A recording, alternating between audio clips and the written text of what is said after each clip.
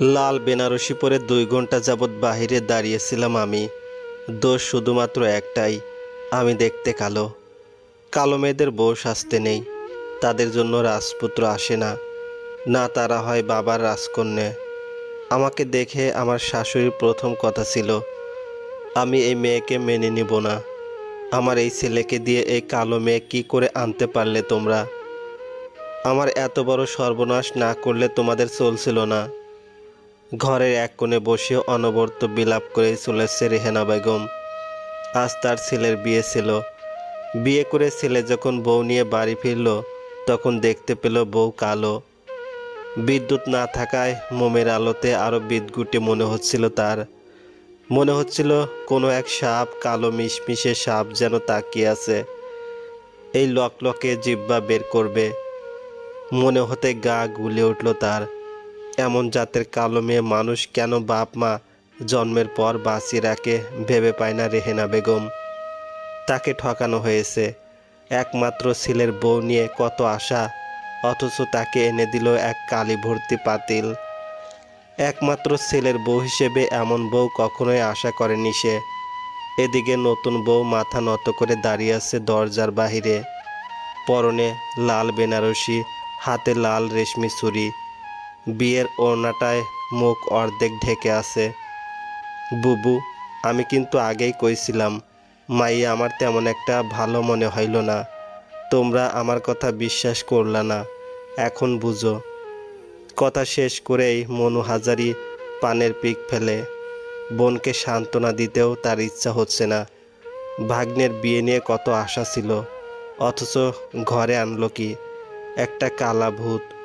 তাছাড়া লেনদেন খুব একটা করেও নাই, একেবারে ঠকানো হয়েছে তাদের। দরজার সামনে মাথা নত করেই দাঁড়িয়ে আছে বিন্দু। টুপ টুপ করে পানি ঝরে পড়ছে পায়ের আঙ্গুলে। বাম হাতে রুমাল এবং ডান হাতে টাকা। মা আসার সময় বলে দিয়েছিল শাশুড়ির সালাম নিলে তার হাতে দিতে। সালামের সময় পেল না, তাদের আগে এসব। হঠাৎ ভূত দেখার মতন চমকে ওঠে বিন্দু তার শাশুড়ির কথায়। মায়া তো আমি রাখবো না, ওর সাথে কে কে আসছে তাগো ডাকো, নিয়ে যাক তাদের রূপবতীরে। আমি তো রাখবো না। কই ডাকো তাদের, কালীচণ্ডীরে বিদায় করো। বাবা বলেছিল তোমার মেয়েকে বিয়ে দিলে পরদিন সকালে এনে দিয়ে যাবে। আজ রাতে যদি দিয়ে আসে, সে বাড়িতে কি থাকতে দিবে আর? এই বিয়েটা খুব কষ্ট হয়েছে। শেষ সময়ে ফুফাতো ডিভোর্সি ছেলেকে নিয়ে এসেছিল। 2 ছেলে আছে, বড় ছেলের বয়স 17, ছোট ছেলে 15 বছরের। কালো মেয়েতে তার সমস্যা ছিল না। এদিকে বিন্দুর বয়স সবেমাত্র 21। লোকটা ছিল প্রায় তার বাবার বয়সী। লোকের কোনো দাবি দাওয়া না থাকায় বিয়ের আয়োজন খুব দ্রুত হতে থাকে। বিয়ের 2 দিন আগে লোক না করে দেয়, সে বিয়ে করবে না, কারণ তার স্ত্রী ফিরে এসেছে, আর তাছাড়া ছেলেরা রাজি নয়। সে সময় কেউ দেখল না, কেন বিয়ে হলো না। শুধু বিন্দুর নামের পাশে একটা দোষ লাগলো, কালো বলে বিন্দুর বিয়ে ভেঙে গেল। গলায় কেমন একটা কষ্ট হচ্ছে, কান্নাগুলো সব দলা পাকিয়ে যাচ্ছে। আশেপাশের বাড়ির মানুষ এমনভাবে তাকাচ্ছে যেন অনেক তামাশার বস্তু বিন্দু।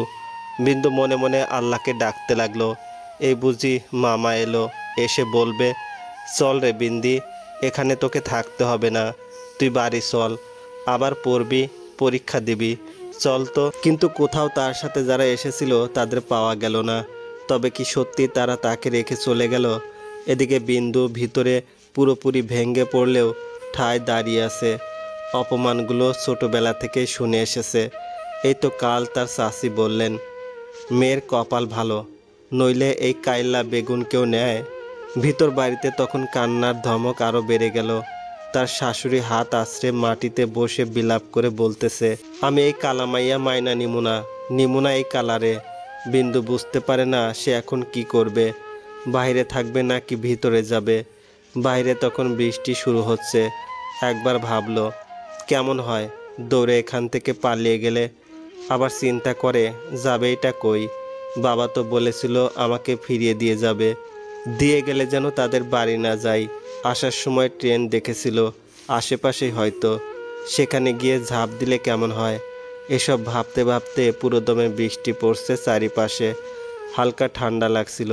শুধুমাত্র কালো বলে আজ তার আসল নাম বলে কেউ ডাকেই না। সবাই ডাকে কালী, কালসু, বেগুন, আর কত নামে। অনেকদিন পর সেদিন নিজের নাম শুনেছিল। আজ যার সাথে বিয়ে হলো তার কণ্ঠে। সেদিন কি সে তার মাকে এসে বলেনি মেয়েটা দেখতে কালো? হঠাৎ হাতে টান স্পর্শ করে বিন্দু।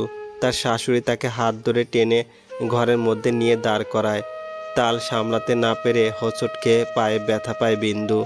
দু চোখ উপসে পানি এলেও সে চুপচাপ রইল। মাথায় শুধু ঘুরছে। বাবা বলেছে বিয়ের পর দিন এনে ফেরত দিয়ে যাবে, বিয়ের পর দিন এনে ফেরত দিয়ে যাবে। অথচ সে জানতো না জীবনের চূড়ান্ত অপমান হতে চলেছে কয়েক মুহূর্তের ব্যবধানে। যখন একটা কালো জন্মায় তখন তাকে দেখে কারো মুখে কোনো হাসি থাকে না, কারণ শুরু হয় রাজ্যের চিন্তা।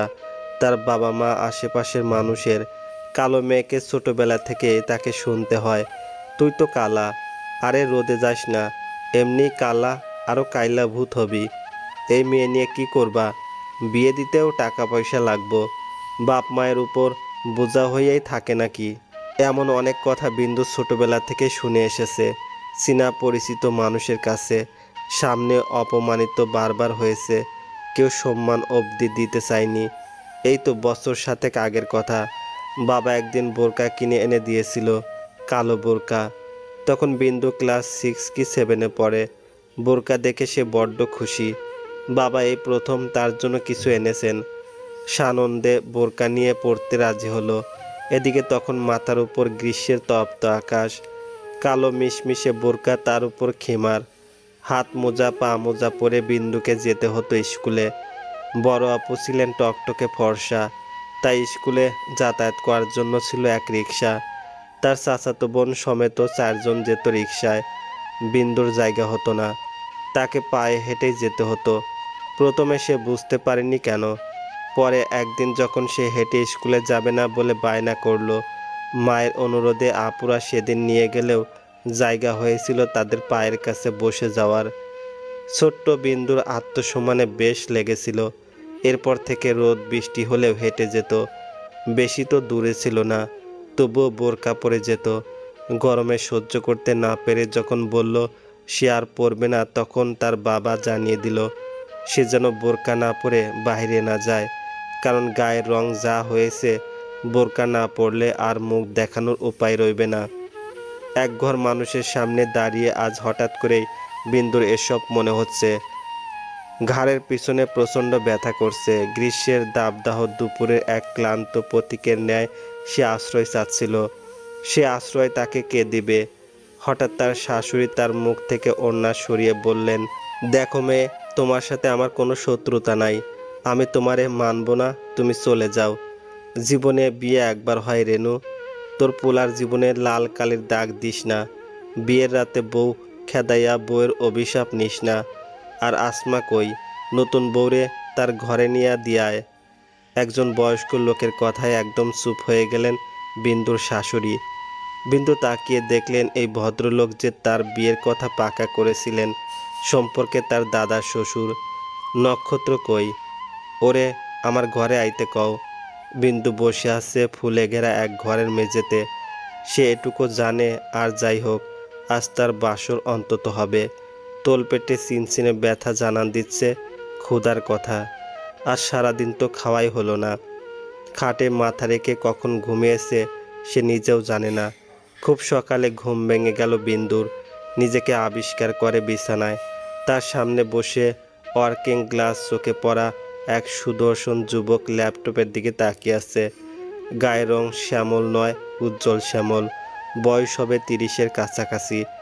21 বছর বয়সী নববিবাহিত বিন্দু প্রথম দেখল তার স্বামী নামক ব্যক্তিকে।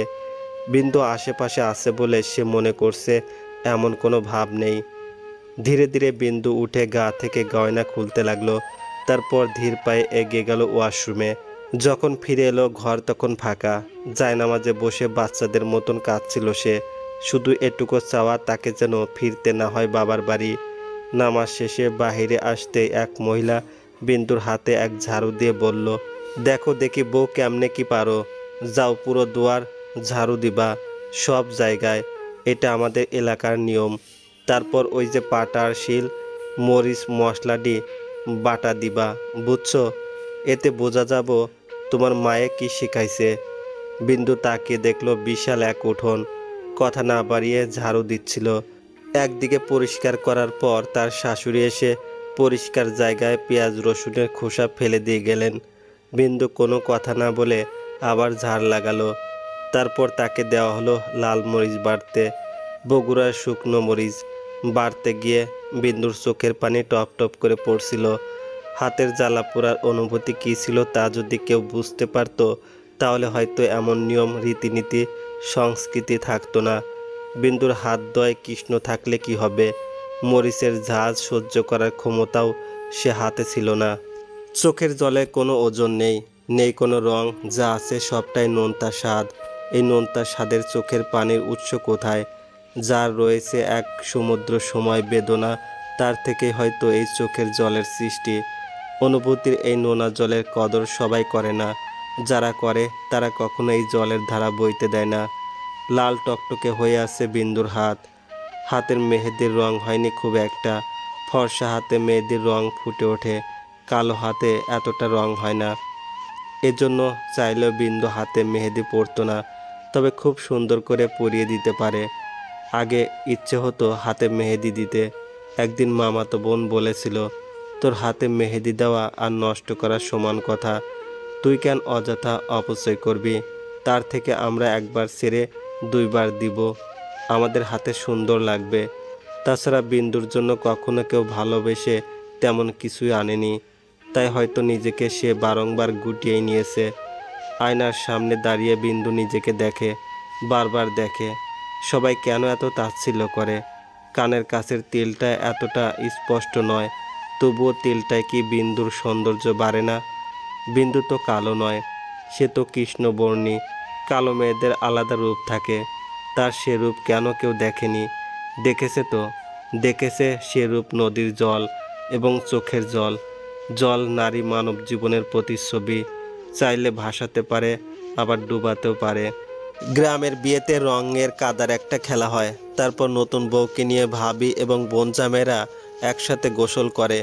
এই নিয়মটা প্রচণ্ড রকম বাজে লাগলো বিন্দুর কাছে। সে কেন অন্যের সাথে গোসল করবে? তাকে কেন অন্য কেউ কোলে নিয়ে বাহিরে যাবে? বিন্দু কালো হলে ভীষণ স্পষ্টবাদী মেয়ে, নিজের ক্ষেত্রে এক চুল ছাড় নয়। স্পষ্ট করে জানিয়ে দিল সে ওভাবে গোসলে যাবে না। তবে ও গ্রামের যে ওটাই রীতি। গতকাল দুপুরের দিকে কিছু খেয়েছিল বিন্দু, এরপর থেকে পানির উপরেই আছে। এ বাড়ি আসার পূর্বে মামা বলেছিল কিছু খাইয়ে দিতে, ব্যস্ততায় হয়তো মেজো খালা ভুলে গিয়েছিল। তাছাড়া এ বাড়িতে কি আর নতুন বউ অভুক্ত থাকবে নাকি? কাল রাতের ঘটনা কি বাড়িতে জানে? আজ কি বাবা আসবে নিতে? এতক্ষণে তো কোনো একজনের মাছ দুধ নতুন কাপড় নিয়ে আসার কথা, তবে কি সত্যি কেউ এলো না? বিন্দুর জন্য বরাদ্দকৃত ঘরে বসেছিল সে। প্রচণ্ড ক্ষুধার সময় পানি খেলে বমি পায়, বিন্দুর তাই পাচ্ছে। ঘাড়ের দিকটায় ব্যথা নিয়ে চুপচাপ বসেছিল সে। তার কথা শোনার প্রয়োজন মনে করেনি কেউ। বাইরে চলছে রং খেলা।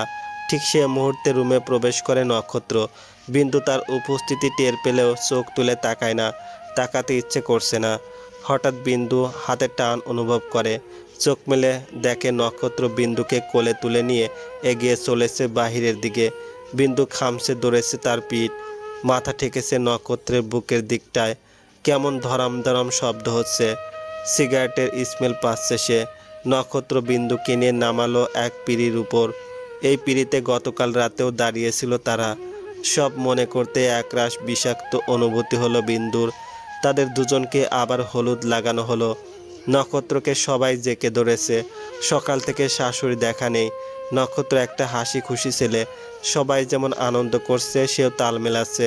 তবে কি সবাই গতকালের সব ভুলে তাকে মেনে নিয়েছে? তার ডান পাশে বসে থাকা মানুষটি কি শুধুই তার হবে? কালো বলে অবজ্ঞা করবে না? বিন্দুর ঘোর কাটে নক্ষত্রের মামির কথায়। নক্ষত্রের মামি যখন বিন্দুকে হলুদ লাগাতে এলো, তখন সে প্রায় চিৎকার করেই বলল, এ খোদা, এ মেয়ের হাত এমন খসখসা কেন? মনে হইতাছে গুই সাপের গায়ে হাত দিছি। মামির কথায় চারদিকে হাসির রোল পড়ে। বিন্দুর মাথা তখন আরও নিচু হয়ে যায়, টুকরো টুকরো জল নুয়ে পড়তে লাগে।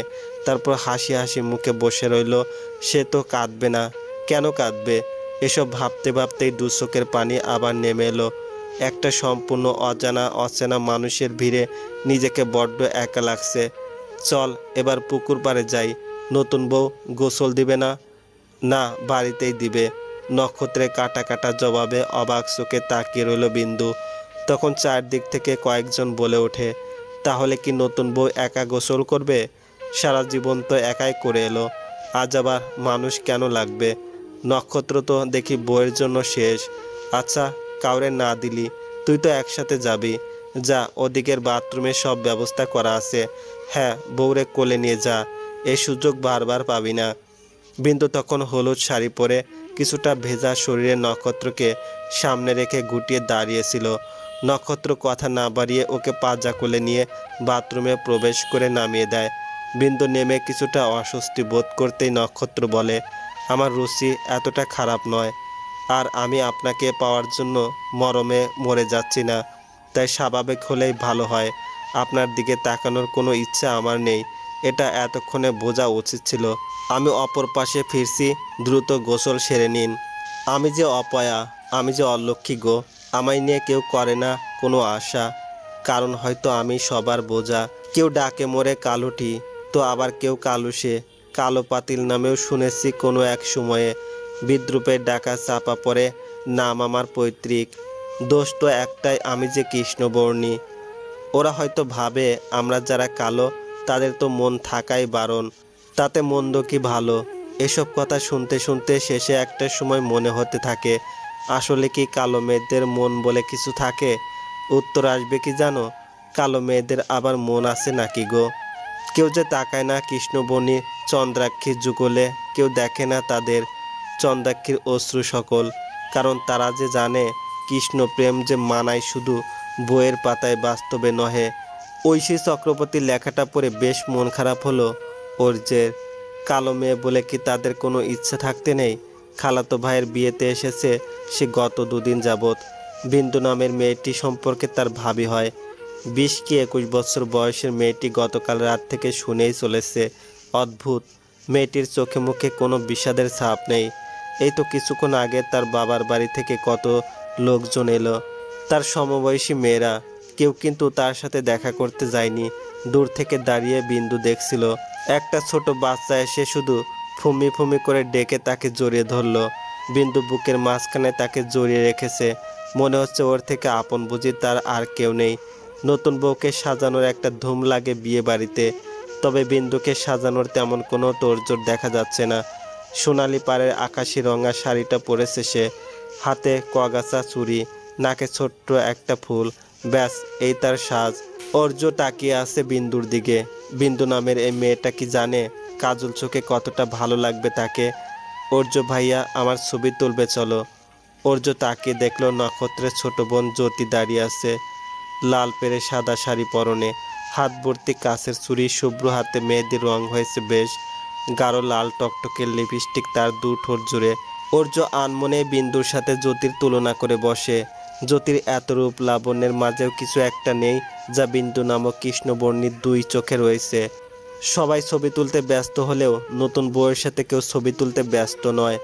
বিন্দু যে ঘরে ছিল সে ঘরটা বেশ অগোছালো হয়ে আছে। তার বোনেরা সবাই এখানে বসে আড্ডায় মেতেছিল। আর তাছাড়া বাসর ঘরে সাজানো খাটের ফুলগুলো খুলে ফেলতে হবে, না হলে দেখা যাবে গন্ধ ছড়িয়ে আছে। নক্ষত্র ওরা সবাই নদীর ধারে গিয়েছে। বিন্দুর ছোট বোন কণা এবং চাচাতো মামাতো ভাই বোনেরা নিয়ে গিয়েছে ছবি তুলতে। নক্ষত্র কতটা সহজে ওদের সাথে মিশতে পারছে বিন্দুর বেশ ভালো লাগলো। এই সময়টা কাজে লাগিয়ে বিন্দু পুরো ঘর গুছিয়ে ফেললো। ঘর ঝাড়ু দিয়ে ফুলগুলো নিয়ে পিছন দিকটায় ফেলে দিয়ে এলো। রান্নাঘরে কাছে আসতেই শাশুড়ি ডাক দিলেন। বিন্দু তাকিয়ে দেখলেন আজ তার শাশুড়িকে বেশ লাগছে। বয়স হলে উনি দেখতে বেশ। কিছু না বলে মাথা নিচু করে দাঁড়িয়ে রইল সে। তার শাশুড়ি বললেন, এসো খেয়ে নিবে, না হলে বাবার বাড়ি গিয়ে বলবে আমাকে খেতে দেয়নি। বিন্দু কোনো কথা না বলে চুপচাপ খেতে বসলেও খুব একটা খেতে পারে না। ক্ষুধা যখন খুব বেশি লাগে তখন সামনে হাজার পদের খাবার থাকলেও খাওয়া যায় না। বিন্দুর এখন তেমন অবস্থা। কোনো মতে খেয়ে বিন্দু উঠে আসতেই শাশুড়ি বললেন, কণা তোমার কে হয়? আপন বোন? বিন্দু মাথা নেড়ে সায় দিলে পুনরায় বলে, মাশাল্লাহ, এমন মেয়ে কে না চায়। নিশ্চয়ই তোমাকে দেখতে গিয়েছিলাম, তখন তাকে লুকিয়ে রেখে আমাদের হাতে তোমাকে গছিয়েছে। বিন্দু কোনো জবাব দেয় না, চুপচাপ বসে থাকে। বিগত 4 বছর যাবৎ বাবা ভাইরা তার বিয়ের চেষ্টা করছিল। যখন যখন ছেলেপক্ষ দেখতে এসেছে তখন তখন কণাকে লুকিয়ে রেখেছে বিন্দুর মা ভাবিরা। বিন্দুর শাশুড়ি আরও কিছু বলছিল, তবে সেগুলো কান অবধি এলেও মাথায় প্রবেশ করে না বিন্দুর। হাতে লেগে থাকা ভাতের টুকরোকে দেখতে থাকে বিন্দু। ভাত তো সাদা, তাই যা দিয়ে খাওয়া হয় তার রং নিয়ে নেয়। তাই বুঝি ভাতের এত কদর। সেদিন বিকেলবেলা যখন ওরা বিন্দুদের বাড়ি আসতে চাচ্ছিল তখন দেখা দিল আরেক সমস্যা। সবাই একত্রে আসতে হলে বিন্দু এবং নক্ষত্রকে আলাদা গাড়িতে আসতে হবে। এটা নিয়ে কেউ উচ্চবাচ্য করছে না। বিন্দুকে তার ভাবিদের সাথে যেতে বলা হলে সে ধীর পায়ে এগিয়ে যায় গাড়ির দিকে। নক্ষত্র, জ্যোতি, কণা সহ অন্যরা যাবে এক গাড়িতে। এ নিয়ে প্রথম কথা বলল অর্য, নবদম্পতি স্বামী স্ত্রী আলাদা কেন যাবে? প্রয়োজনে বাকি সবাই হেঁটে যাবে, তবু ওরা একসাথে যাবে। আর তাছাড়া মানুষ কি বলবে? নক্ষত্র এসবের কোথাও ছিল না। যখন সে ফিরে এলো তখন অর্জের কথা কানে আসতেই সে এগিয়ে গেল বিন্দুর দিকে। শক্ত হাতে তার ডান হাত পুড়ে নিল, তারপর এগিয়ে চলল গাড়ির দিকে। বিন্দুকে তার বাম পাশে বসিয়ে অন্য পাশে সে বসলো। বিন্দুর কোলের উপর ছুঁড়ে দিল 1 বোতল ঠান্ডা কোমল পানীয় আর কিছু চাটনি। এই তো আজ দুপুরবেলা গোসলের সময় বিন্দু মুখে সাবান দিচ্ছিল, তখন নক্ষত্র ধমকের সুরে তাকে সাবান লাগাতে নিষেধ করে এবং পাশে রাখা ফেস ওয়াশ লাগাতে বলে। এর কারণ বিন্দু জানে যে হলুদের সাবান লাগালে আরও কালো লাগবে। সে তো কালোই। তবু এই প্রথম কারো এমন শাসন বেশ ভালো লাগলো বিন্দুর। কাল রাস্তায় বেশ কবার খারাপ লেগেছে, বমি আসছিল বারবার। তাই কি নক্ষত্র এসব নিয়ে এলো? হঠাৎ বিন্দুর খেয়াল হলো গাড়িতে উঠেও হাত ছাড়েনি নক্ষত্র। এবার বিন্দুর এমন অনুভূতি হলো যে প্রচণ্ড ভয় পেয়ে যাওয়ার পর যখন এক টুকরো মুক্তির অনুভূতি। চিৎকার করে কাঁদতে ইচ্ছে করলেও বালিশের পেটে মুখ গুজে দিয়ে নিঃশব্দে কখনো কেঁদেছেন। জ্যোতির কথায় চোখ তুলে তার দিকে তাকায় অর্য। জ্যোতির দৃষ্টি বাহিরের দিকে। এই মেয়ের মাথায় স্ক্রু 7টা ঢিলা। এর সংস্পর্শে থাকা মানে সোডিয়ামকে মুক্ত বাতাসে রাখা অথবা শীতল পানির স্পর্শে যে কোনো সময় জ্বলতে পারে সে। একে একমাত্র শাসন নামক কেরোসিনে ডুবিয়ে রাখতে হয়। এসব আজেবাজে কথা চিন্তা করার সময় আমার নেই। অর্জের কথায় হাসি হাসে জ্যোতি। হাসিতে দাম্ভিকতা নুয়ে পড়েছে। এমন হাসি মেয়েদের জন্য নয়, কারণ এই হাসিতে থাকে হাজার খানেক বেদনা এবং জেদের সংমিশ্রণ। এমন হাসি হাসবে পুরুষ, তাদের মানায় এই হাসি। যে কোনো কিছু ছিনিয়ে নিয়ে আসার হাসি, কেড়ে নেওয়ার হাসি। তবুও জ্যোতির এই হাসিটা বেশ লাগলো অর্জের। বাহিরের দিকে তাকিয়ে জ্যোতি বলল, এভাবে তাকিয়ে থাকবেন না, জ্বলে পুড়ে খাক হয়ে যাবেন। নক্ষত্রের কাঁধে মাথা এলিয়ে দিয়েছে বিন্দু। এইটুকু পথ আসতেই সে ঘুমে বিভোর। হাতে থাকা চুড়িগুলো হঠাৎ রোদের আলতো ছোঁয়ায় জিগজিগ করে উঠছে। তখন কণার কণ্ঠস্বরে সম্বিত ফিরে নক্ষত্রের। কণা মেয়েটি যথেষ্ট রূপবতী বলতে হয়। এবার ভর্তি যুদ্ধে নামবে সে। বিন্দুর বোন হিসেবে তাকে কেউ মেনেই নিবে না। যদি কোনো কবি কণাকে দেখে কবিতা লিখত তাহলে কিছুটা এমন হতো। উজ্জ্বল তাহার গায়ের রং, ভয়ঙ্কর মুখের হাসি, এলোকে সে মেয়ে, সে কামনায় বিদ্যুৎ স্পর্শী। চারপাশে হইচই মুখরিত পরিবেশে বিন্দুরা বাড়িতে এলো। তারপর শুরু হলো তাদের খাতির যত্ন।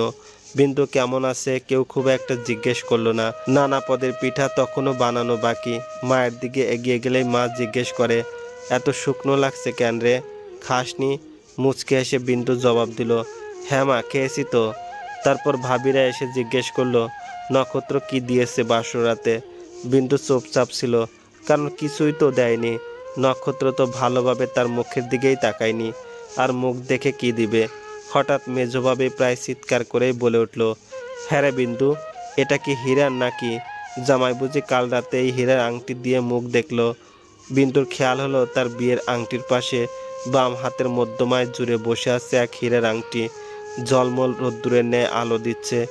রেহনা বেগম প্রায় হাজার খানেক চিন্তা নিয়ে বসে আছেন বারান্দায়। আজ বাদে কাল তারা শহরে ফিরবে। নিজের শ্বশুরের ভরসায় মেয়ে না দেখে বিয়েতে রাজি হয়েছিলেন। কে জানতো শ্বশুর শেষ বয়সে তাকে এমনভাবে ঠকাবে। নিয়ে এলো এক কালো মেয়ে।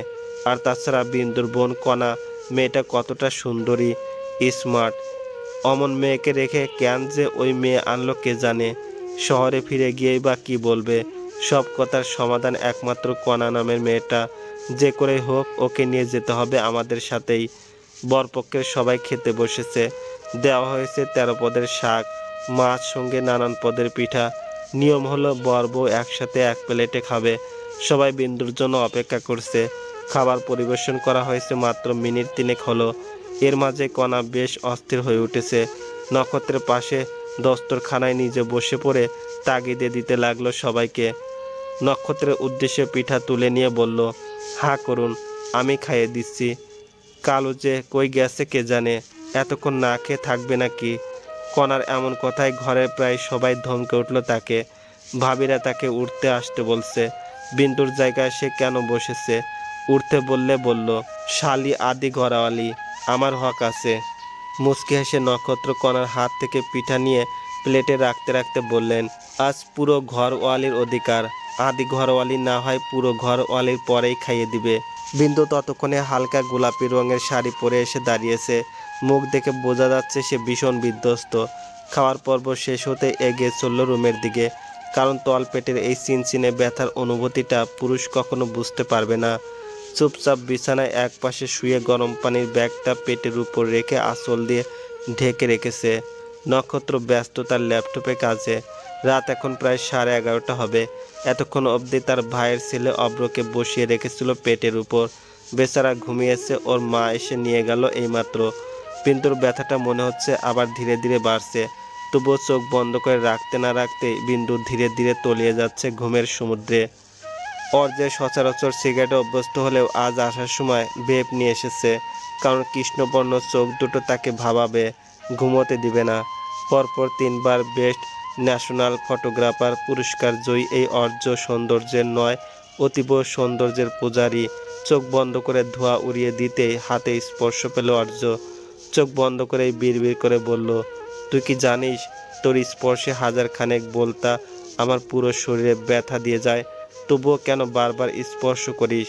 হাতের উপর 2 ফোঁটা পানির আভাস পেয়ে অর্জ চোখ মেলে দেখল জ্যোতি তখন অনেকটা দূরে চলে গিয়েছে, ছাদের দরজার কাছাকাছি। সন্ধ্যাবেলায় এক দফা কথা শুনিয়েছে নক্ষত্র। তার কথার সারাংশ এটাই যে শুধু দাদাজানের কথার মান রাখতে এই বিয়ে, আর তাছাড়া কোনো কারণ নেই। যেখানে তার মা মেনে নেয়নি সেখানে সে কি করবে? সে কি অবশ্যই বিন্দুর থেকে ভালো মেয়ে ডিজার্ভ করে না? প্রতি উত্তরে বিন্দু কিছুই বলেনি। বড্ড আফসোস হচ্ছিল নক্ষত্রের জন্য। বেচারা না চাইতে একটা সম্পর্কে আবদ্ধ হয়ে গেল। ঘুমের ঘরে বিন্দু এসব পুনরায় স্বপ্ন দেখছিল। হঠাৎ দম ফাঁপড়ের অনুভূতি হলো। চোখ মিলে তাকে দেখতে পেল নক্ষত্র তার ডান পা ভাঁজ করে বিন্দুর তল পেটের উপর উঠিয়ে দিয়েছে। হাত রেখেছে পেটের উপর, অন্য হাত মাথায় গুজে দিব্যি ঘুমাচ্ছে। বিন্দুর কেন যেন মনে হলো মানুষটা ঘুমায়নি, ঘুমের ঘরে পা তুলে দেয়নি। কেবলমাত্র তার ব্যথার উপশমের জন্যই এমনটা করছে। পায়ে এত কালা, তাই সুন্দর জামাই পাইছে। কোন কালে কোন ভালা কামের ফল আল্লাহ দিল কে জানে। ভাবি সাহেব খালি পাইলেই হইব, আগে সংসার টিকে নিক। শুনলাম শাশুড়ি খুব একটা খুশি না। এখন দেখেন কত দূর কি হয়। বাহিরের মানুষের এমন কথা শুনে সকাল সকাল ঘুম ভাঙে নক্ষত্রের। বিন্দু তখন বিড়াল ছানার মতন লুকিয়ে আছে তার গা ঘেঁষে। টিনের ঘরের ফাঁকা দিয়ে এক ফালি রোদ এসে লাগছে বিন্দুর গালে। কানের নিচের তিলটা যে স্পষ্ট। বাম হাতে ভর দিয়ে নক্ষত্র মাথা তুলে আলতো স্পর্শে করতেই বিন্দুর ঘুমন্ত শরীর ঝনঝনিয়ে ওঠে। বিন্দু জেগে যাচ্ছে দেখে নক্ষত্র পুনরায় ঘুমের ভান করে শুয়ে রইল। বিন্দু ঘুম থেকে জেগে নিজেকে নক্ষত্রের আশেপাশে আবিষ্কার করে ভীষণ লজ্জা পেল। ভাগ্যিস মানুষটা ঘুমিয়েছিল, না হলে আজ রক্ষা ছিল না। আমার এখন সমস্তটাই স্মৃতিসৌধ, হৃৎপিণ্ডে পিন ফোটানো কালো ব্যাজের মৌন বিষাদ, 21শে ভোর নগ্ন পায়ে শহীদ মিনার। আমার এখন সমস্তটুকু 1 মিনিটের নীরবতা। দুচোখ বেয়ে রাত্রি ঝরে, পাংশুটের রাত, রক্তমাখা চাঁদের দেহে জ্যোৎস্না উধাও, উল্টে পড়ে রোদের বাটি। আমার এখন আকাশ জুড়ে দুঃস্বপ্নের দালান কোঠা।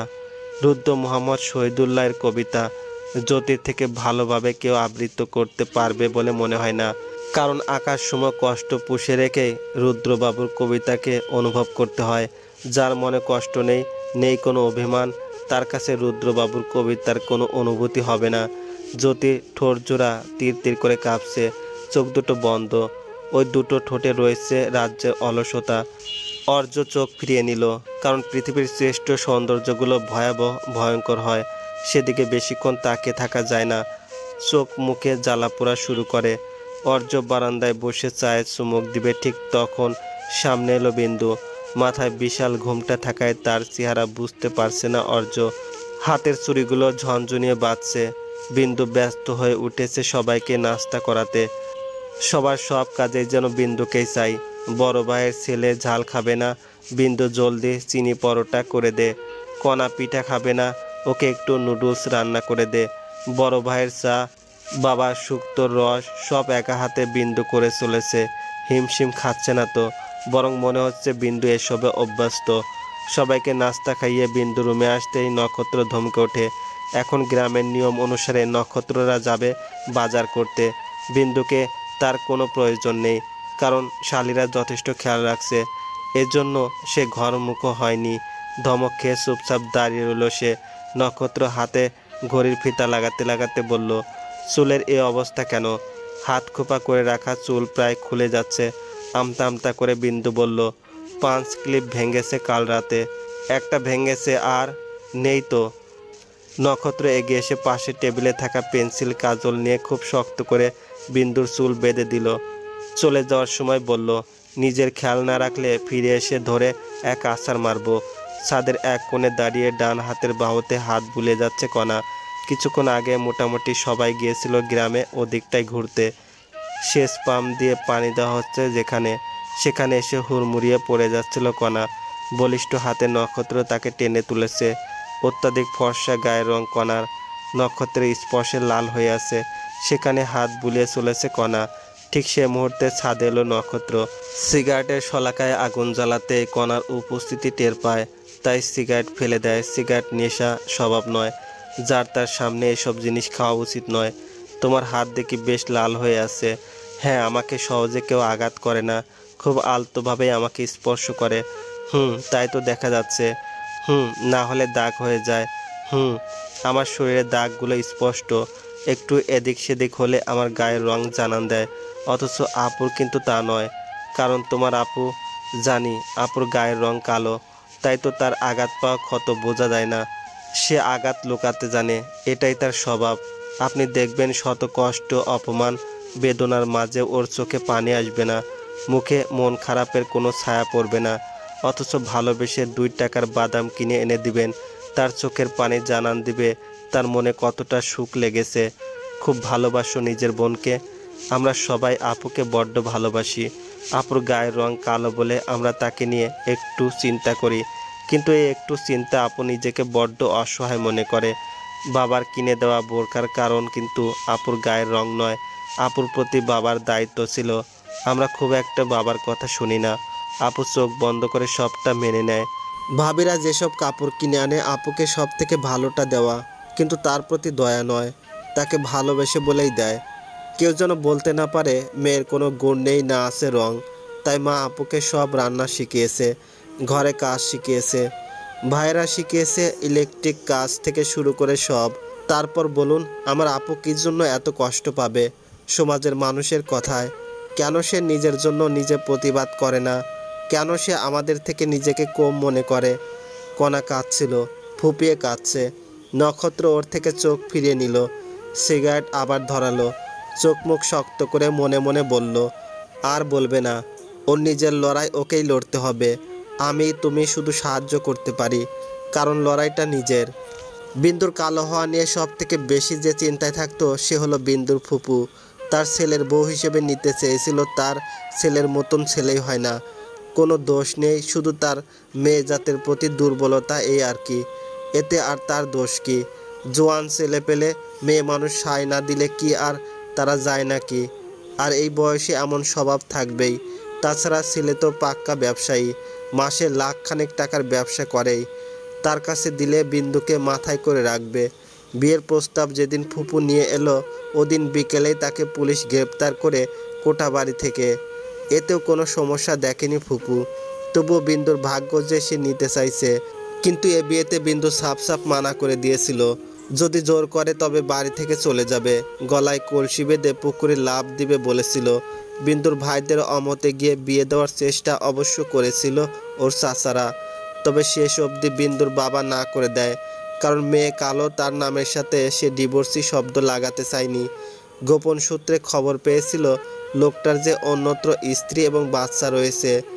সেই ফুপু বিয়েতে এসে মুখ ভার করে বসেছিলেন, আজ সে চলে যাচ্ছেন। যাওয়ার আগে বলে গেলেন, শহরে বিয়া দিলা মাইয়ারে, এমন সংসার টিকলে হয়, অমন রাজপুতের লগে এমন কালীচণ্ডীরে মানায় নাকি। আজ ফেরা হলো না বিন্দুদের। বাহিরে মেঘেদের ঝগড়া চলছে, এক মেঘ অপর মেঘকে আঘাত করে, ফলে হচ্ছে তুমুল বৃষ্টি। এই বৃষ্টিতে তাদের যেতে দেওয়া হয়নি। একটা ঘরের জানালার ধারে দাঁড়িয়ে আছে জ্যোতি। একা একা থাকাটা অভ্যেস হয়ে উঠেছে।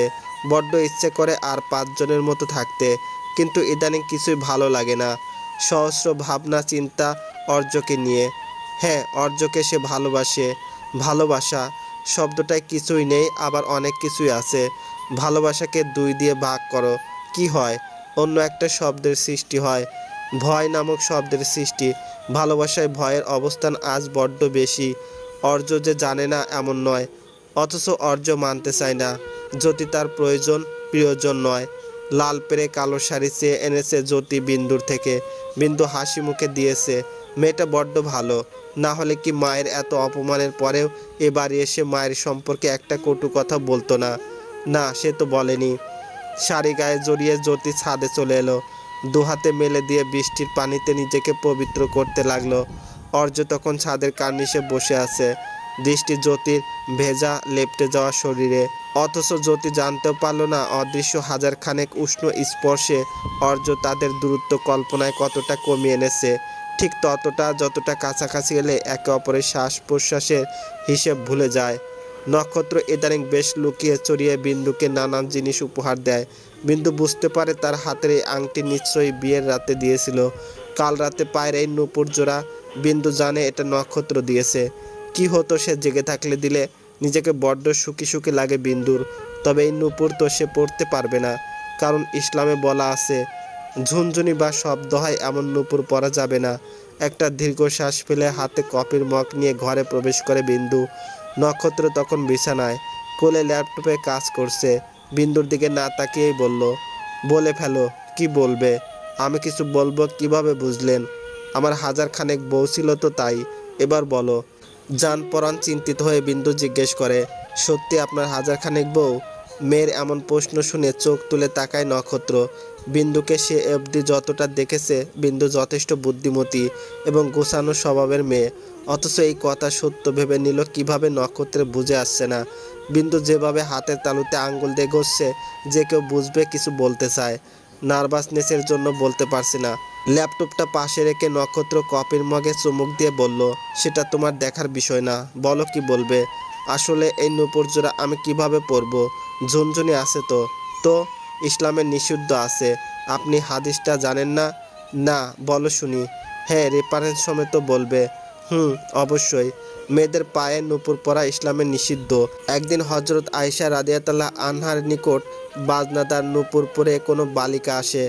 আয়েশা রাদিয়াল্লাহু আনহা সেই মেয়ের উদ্দেশ্যে বললেন, খবরদার, তা কেটে না ফেলা পর্যন্ত আমার ঘরে প্রবেশ করবে না। অতঃপর তিনি বললেন, মহানবী হজরত মুহাম্মদ সাল্লাল্লাহু আলাইহি সাল্লাম ইরশাদ করেছেন, যে ঘরে ঘণ্টি থাকে সেই ঘরে রহমতের ফেরেশতা প্রবেশ করে না। সুনানে আবু দাউদ 4231, সুনানে নাসাই হাদিস 5237। সহিহ মুসলিম বর্ণিত, নবীজি ইরশাদ করেন, ঘণ্টি, বাজা, ঘুঙ্গুর হলো শয়তানের বাদ্যযন্ত্র। সহিহ মুসলিম হাদিস 2114। আমার জানা ছিল না। কথাটা বলেই বিন্দুর পা থেকে নূপুর জোড়া খুলে নেয় নক্ষত্র। কি করলেন? পায়ে হাত দিলেন কেন? এত হাদিস জানো, এটা জানো না? স্বামী স্ত্রী একে অপরের পোশাক স্বরূপ। বিন্দু কোনো কথা বলে না, মুচকি হেসে দৃষ্টি নামিয়ে নেয়। নক্ষত্র হাত দাঁত দিয়ে কোনোভাবে খুলতে লাগে সব ঝুনঝুনি। ঠিক সে সময় কণা এসে সাহায্য করে নক্ষত্রকে।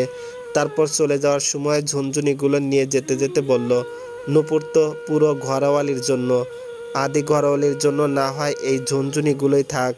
বিন্দু স্পষ্ট বুঝতে পারল এই কথার গভীরতা ইঙ্গিত। ভয়ে ভিতরটা শিরশির করে উঠল। তবে কি সুখ নামের ভ্রমর কালো ফুলের ভাগ্যেই নেই?